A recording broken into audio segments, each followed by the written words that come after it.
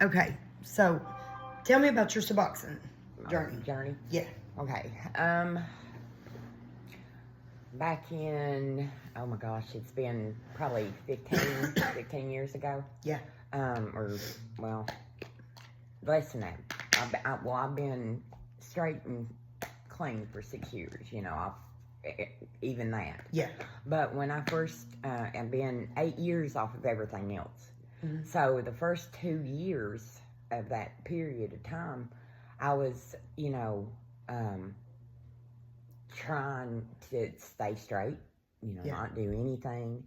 And I have severe pain with this MS. And so I'm scared to death of pain medication. Mm-hmm. Because of your addiction? Because of my addiction. Because I was on Percocet 30 milligrams 4 times a day with Xanax and everything. And, you go from that to nothing. Yeah. Because I quit everything. Cold turkey. Ooh. I quit everything cold turkey. It took me 3 months. I told you about it. I went to a campground. I didn't have a phone. I was scared because I knew if I didn't get out of Letcher County, I knew if I didn't get away from everybody else, that was doing it, which was my friends, I wasn't going to get clean. I just was not going to get clean.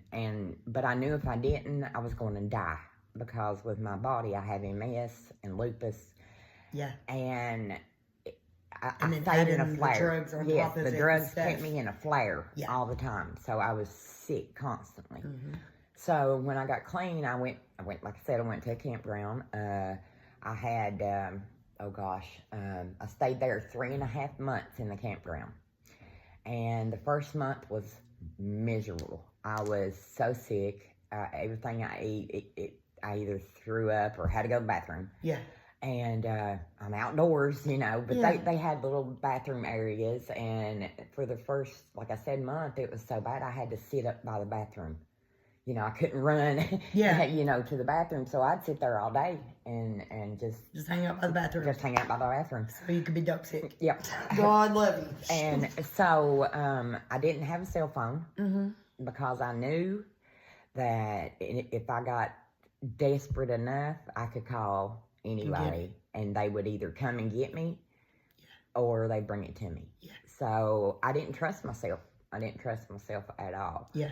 So I went through all that and saved my money, got an apartment, Jacob had a car, and this scared me too because when he come home from the hospital, they had him on like morphine and oxys. And he was real young when that happened too, wasn't he? Yeah, he was 8 years ago. He was like 20. Well, no, close to a teenager, but not far. He was in his early 20s.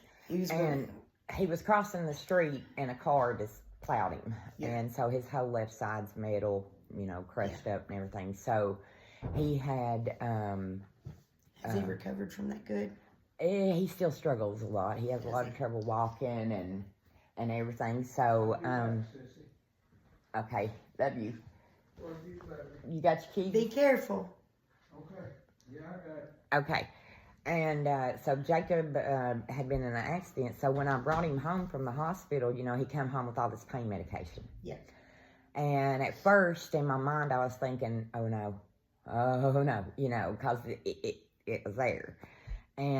But he was in so much pain, I couldn't, I could not. I just could not do it because it was for him, and I couldn't take that from him. And so I got through that. That was my first trial. Your first test. My first test. And, because as addicts, we're tested. We're tested every day. Constantly. We're tested constantly. And so... That's something that Desto was always... He gets nervous about new people coming around because he's afraid that they're going to have something to tempt me with. I said, Desto, you've got to understand this about addiction.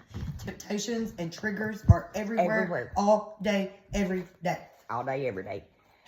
All day, every day. I can look at the freaking blinds and think about getting high. Well, it's not I used to tell, every addict is one bad day away. Yep. That's the way I look at it. Or one good day. Or one celebration. One celebration. Yep.